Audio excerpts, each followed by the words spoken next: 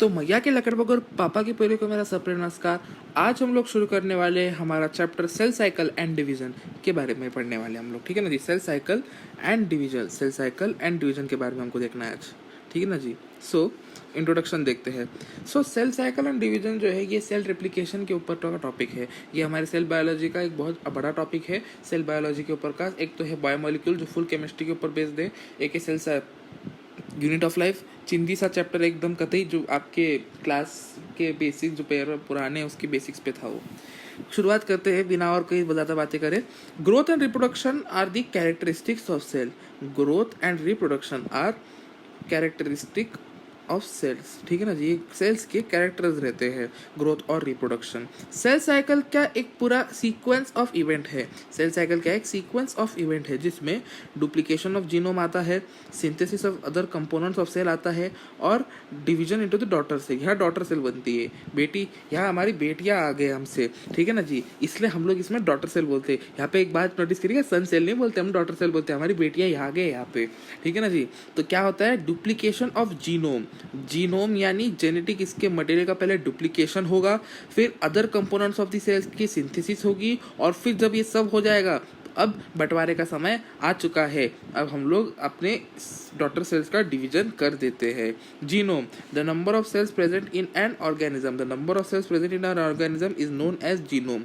Genome यानी number of cells present in the organism is known as genome, ठीक है ना जी। Cell growth is a continuous process. Cell आपको एक कंफ्यूजन करा जा सकता है, ये एमसीक्यू वाला पार्ट आप ध्यान दीजिए। Cell growth is a continuous process whereas DNA synthesis occurs only in the S phase। जो अब आपके बॉडी में सेल ग्रोथ जो है एक कंटिन्यूस फेज है, यानी सेल ग्रोथ जो है निरंतर चलती जाती है आपके मरे तक। परंतु आपका जो डीएनए सिंथेसिस है, डीएनए जो आपकी बॉडी का genetic material, basic genetic material आपकी बॉडी का डीएनए जो है, तो वो डीएनए सिंथेसिस जो है बस सेल साइकिल के जो सेल साइकिल के माइटोसिस में भी एस फेज में की जाती है। एस फेज में की जाने वाली उधर ही आपके डीएनए सिंथेसिस होते हैं। The process of cell growth is controlled by genes, and thus this control is known as genetic control। यानी जो पूरे इस प्रक्रिया को, सेल ग्रोथ की पूरी प्रक्रिया को जो जीन्स कंट्रोल करते हैं, इस पूरे कंट्रोल को क्या नाम दिया गया, इसको नाम दिया गया जेनेटिक कंट्रोल। जीन्स द्वारा सेल ग्रोथ की प्रक्रिया को नियंत्रण में लाने का प्रक्रिया को हम क्या कहते हैं, आपके जेनेटिक कंट्रोल कहते हैं, ठीक है ना जी। Human genome has a nitrogenous base. ये आपको एक एमसीक्यूज में पूछा जा सकता है कि हेमैन जीनोम हैज़ डैश बेस, यानी nitrogenous base, sulphurous base, हाइड्रोजीनियस base या राइबोजीनियस बेस, ऐसा पूछा जा सकता है। तो आप क्या टिक करेंगे, उसका है nitrogenous base, it has a nitrogenous base, ठीक है ना जी। तो हमने क्या क्या देख लिया सेल साइकिल के फर्स्ट पार्ट में। हमने देख लिया कि growth and reproduction they are the characteristics of cell. Growth और रिप्रोडक्शन सेल की जो कैरेक्टरिस्टिक फीचर है सेल्स के वो है। फिर हमने ये भी देखा कि भाई जो आपका सेल साइकिल रहता है वो एक सीक्वेंस ऑफ इवेंट है जिसमें पहले आपका ये आता है, क्या कहते हैं, रेप्लिकेशन ऑफ द जीनोम आता है। रेप्लिकेशन ऑफ द जीनोम के बाद फिर synthesis of other components of the cell and आपके फिर उसके बाद division into the daughter cell. फिर उसके बाद जीनोम यानी the number of cells present in the number of cells present is known as genome. फिर उसके बाद जेनेटिक कंट्रोल यानी सेल साइकिल की पूरी प्रक्रिया, पूरे प्रोसेस को जो जीन्स कंट्रोल करते हैं उस असर्टेड कंट्रोल को हम जेनेटिक कंट्रोल कहते हैं। फिर उसके बाद जो लास्ट पॉइंट था कि हेमेन्स में अपने को नाइट्रोजीनियस बेस दिखता है। ये हमने इस वाले स्लाइड को समराइज कर दिया है। हेमैन जीनोम में नाइट्रोजीनियस बेस रहता है। टाइप्स ऑफ सेल डिवीजन की बात करें, टाइप्स ऑफ सेल डिवीजन की बात करें तो रहता है डायरेक्ट और एक रहता है इनडायरेक्ट। इनडायरेक्ट जिसमें न्यूक्लियर चेंजेस रहते हैं, वेयर डायरेक्ट जिसमें नो न्यूक्लियर चेंजेस रहते हैं।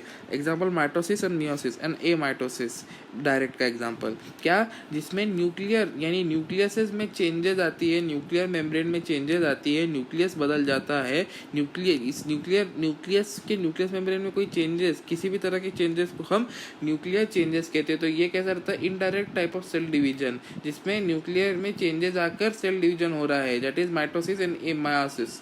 एंड आपका डायरेक्ट सेल डिवीजन यानी जिसमें न्यूक्लियर में कोई चेंजेस नहीं हो रहा है, सिर्फ बंटवारा हो जा रहा है, तो उसको कहते हैं ए माइटोसिस। माइटोसिस जो रहता है आपका ये इस तरह से डिवाइड करता है। माइटोसिस जो है आपका अगर एक है तो उसके दो हिस्से हो जाते हैं, परंतु मायोसिस में क्या होता है, मायोसिस में अगर एक है तो पहले उसके दो हिस्से हो गए और फिर वो दो के और दो हिस्से हो गए, तो कुल मिला के एक के दो, दो के चार, यानी एक के एक होगा तो उसके और दो बनेंगे, और एक का एक होगा और फिर उसके और दो बनेंगे, तो एक के दो, दो के चार, इस तरह से होता है मायोसिस में।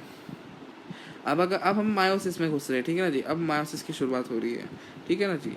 सो मायोसिस में क्या होता है, मायोसिस के अलग अलग प्रकार के फेजेस रहते हैं। ये पूरी एक मायोसिस की एक पूरी चक्री है, इसमें अलग अलग प्रकार के फेजेस रहते हैं, ठीक है ना जी। तो चलिए देखते हैं। अगर हम इनके फेजेस की बात करें, अगर हम मायोसिस के फेजेस की बात करें, तो सबसे पहले फेज हम लोग इस चक्री को इस तरह से शुरुआत करते हैं, यहाँ से इस तरह से जाते हैं हम। यहाँ पे एक बीच में एक वो भी आएगी, quiescent phase known as the G phase. एक सेकंड रुकिए,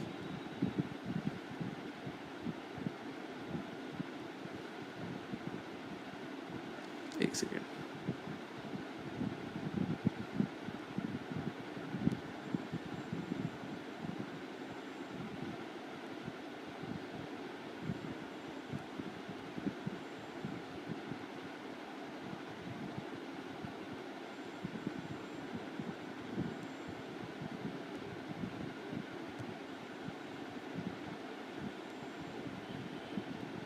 एक सेकंड दीजिए।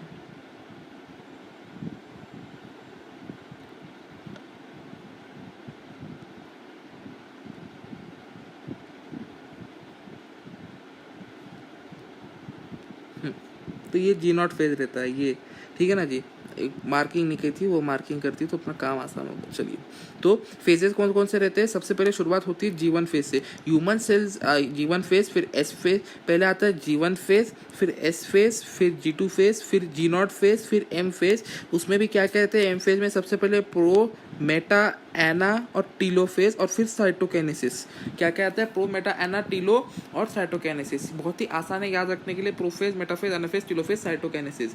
और फिर आपका कैसे से वापस से फिर आपका ये इसमें फिर अपने यहाँ से अगर अपन एक सेल डालेंगे, ये मायोसिस के अपने माइटोसिस में भी, ये माइटोसिस में भी ऐसा ही होता है, माइटोसिस में ही होता है ऐसा, और आपके मायोसिस में भी ऐसा एम फेज यानी, हाँ ठीक है ना जी। तो अब यहाँ से क्या होगा, अब एनसीईआरटी में आपको एक डायग्राम दिया हुआ रहेगा। एनसीईआरटी का डायग्राम क्या कहता है, एक सेकंड। एनसीईआरटी का डायग्राम, तो उसमें क्या दिया गया है, उसमें दिया गया है यहाँ पे आप अगर आप एक सेल डालेंगे, यहाँ पे अगर आप ये एक सेल ऐसा डालेंगे तो आपको कितने सेल बन के मिल जाएंगे। G1 में डालेंगे S, G2, G0, M phase पूरा होके आपको कितने सेल मिल जाएंगे यहाँ पे रिजल्टेंट में, आपको रिजल्टेंट में यहाँ पे 2 सेल मिल जाएंगे, ठीक है ना जी।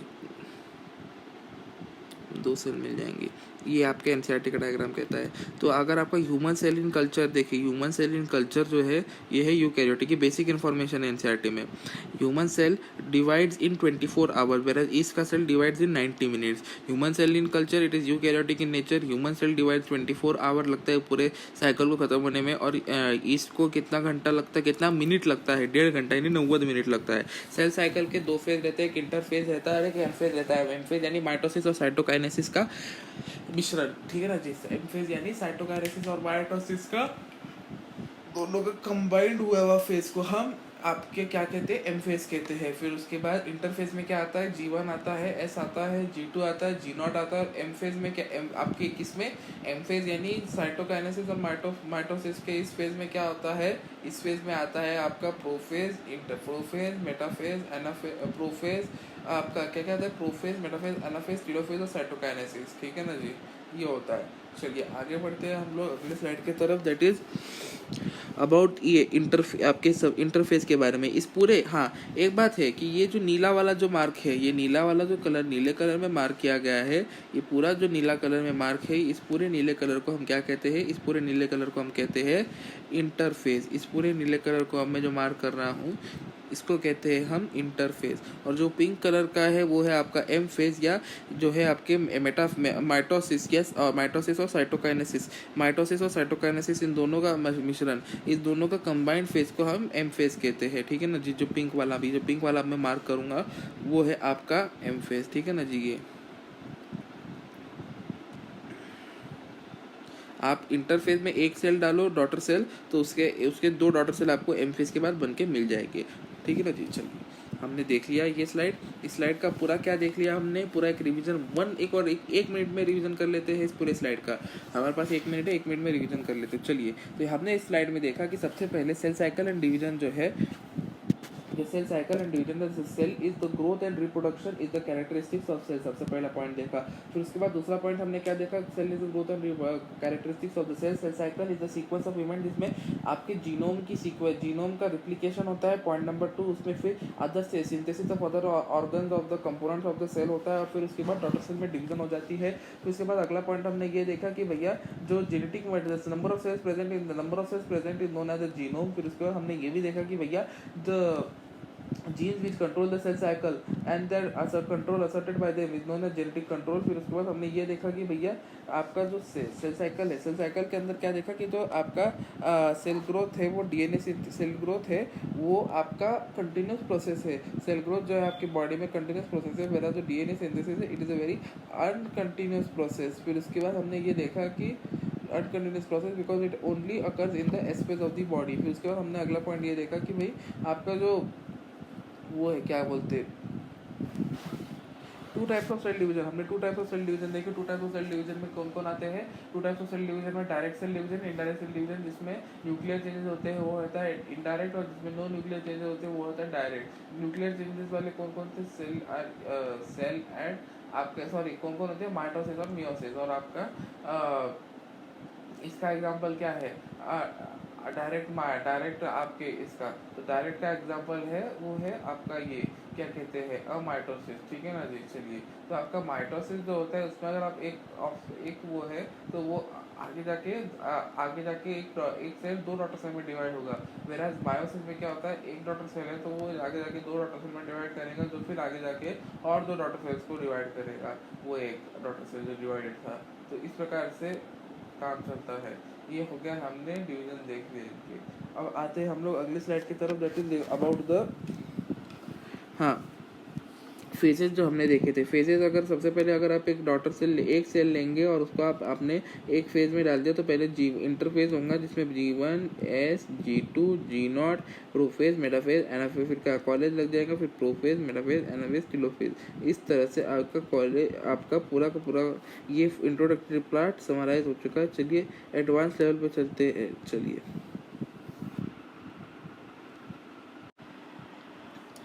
आते हैं नेक्स्ट स्लाइड की तरफ, that is the interface. Interface के बारे में देखते हैं। इंटरफेस दैट इज जो होता है, हमने ये वाला जो डायग्राम देखा था हमारा, एक सेकेंड, ये वाला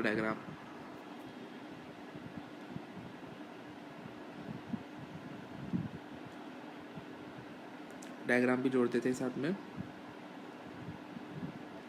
जी, ये वाला। तो ये होता है इंटरफेस। तो इंटरफेस में क्या होता है, देखिए interphase is the 95% of the mitotic cell cycle का 95% होता है इंटरफेस। ठीक है ना जी।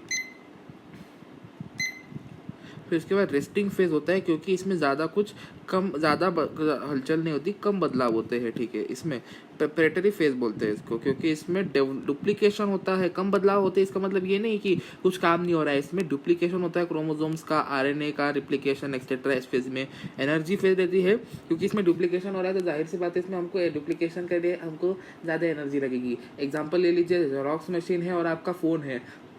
अब आपको समझो आपका लैपटॉप और एक जेरोक्स मशीन है, तो बताइए आपको एक पेपर टाइप करना है और आपको फिर उसकी 100 कॉपीज बनानी है, तो ज़्यादा इलेक्ट्रिक एनर्जी कौन लेगा, लैपटॉप लेगा कि एक जेरोक्स मशीन लेगी? जाहिर सी बात है एक जेरोक्स मशीन ज़्यादा एनर्जी लेगी, क्योंकि जेरोक्स मशीन की जाहिर सी बात है ज़्यादा बड़ी मशीन है, उसको इसको 100 कॉपियाँ बनानी है, आपको तो सिर्फ टाइप करना था, आपका काम हो चुका है टाइपिंग का, आपको कम एनर्जी लगी। तो मतलब नया मटेरियल बनाने को आपको कम एनर्जी लगती है, पर उस मटेरियल की कॉपीज बनाने को आपको ज़्यादा एनर्जी लगती है, भले ही वो उसमें बदलाव कोई नहीं आ रहा है।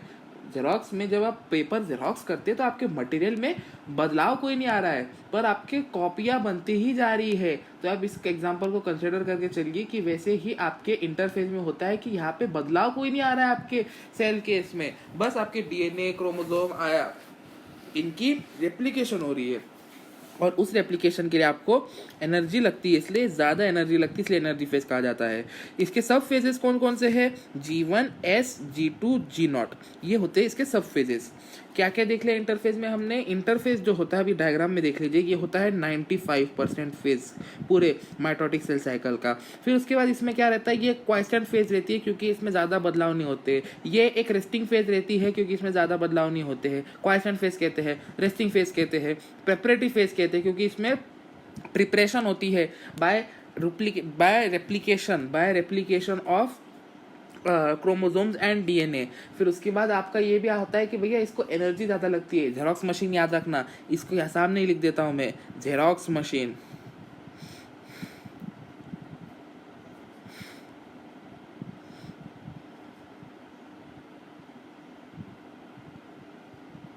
ठीक है ना, ये जेरोक्स मशीन होती है, ये जेरोक्स मशीन होती है क्योंकि इसको ज़्यादा इसमें एनर्जी नहीं लगती है हमें। ठीक है ना, ये 95% रहता है। प्रेपरेटरी फेज रहती है, ज़्यादा एनर्जी नहीं लगती ना, ज़्यादा एनर्जी लगती, पार्डन मी, गलत बोला था मैंने पहले, ज़्यादा एनर्जी लगती है हाँ। फिर इसके सब फेजेस कौन से? G1, S, G2, यहाँ पे एक G0 का फेज रहेगा और एक M फेज रहेगा। ठीक है ना जी, चलिए आगे बढ़ते हैं, G1 फेज के बारे में देखते हैं। तो G1 फेज अगर हम देखें तो G यहाँ पे मतलब होता है गैप फेज।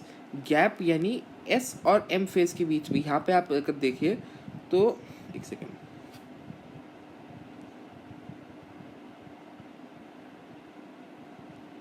हाँ आपके अगर आप फेज देखें तो ये आपका S फेज है, ये S फेज,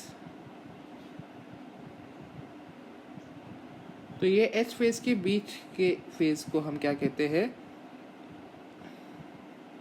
ये डॉटेड जो मैं बना रहा हूँ, ये पाई ग्राफ में जो आपका डॉटेड है वो है आपका एस फेज। तो एस गैप फेज, इसको जी को क्या कहते हैं? Gap phase. और ये है आपका एम फेज, ये जो मैं स्टार स्टार बना रहा हूँ ये वाला है आपका एम फेज। ठीक है ना, तो ये एम फेज और एस फेज, यहाँ ये एम फेज है, यहाँ एस फेज है, तो इन दोनों के बीच में के गैप्स को भरने वाले फेज को हम क्या कहते हैं? जी फेज, यानी gap phase 1 and gap phase 2, यानी एम एस के पहले आने वाले फेज, एस के पहले जो गैप आता है उसको हम गैप 1 कहते हैं, और एस के बाद जो गैप आता है उसको हम गैप 2 कहते हैं। इसलिए आप इस प्रकार से इसको याद रख सकते हो, लॉजिक उसका वैसा है। तो आई होप आपको ये introductory lecture of cell cycle और सेल डिवीजन समझा होगा। आज हमने इसके इंट्रोडक्टरी कंसेप्ट्स देखे, कल के लेक्चर में हम लोग G1, S, G2 और G0 फेजेस इनके बारे में देखेंगे। चलिए, आप सभी का बहुत बहुत धन्यवाद इस लेक्चर में जुड़ने के लिए। इसके नोट्स बनाइए, MCQ सॉल्व कीजिए और डाउट्स कमेंट सेक्शन में पूछिए। बहुत बहुत धन्यवाद आप सभी का आज के लेक्चर में जुड़ने के लिए, और हाँ भूलिएगा नहीं, लाइक शेयर सब्सक्राइब तो जरूर कीजिए। धन्यवाद आप सभी का।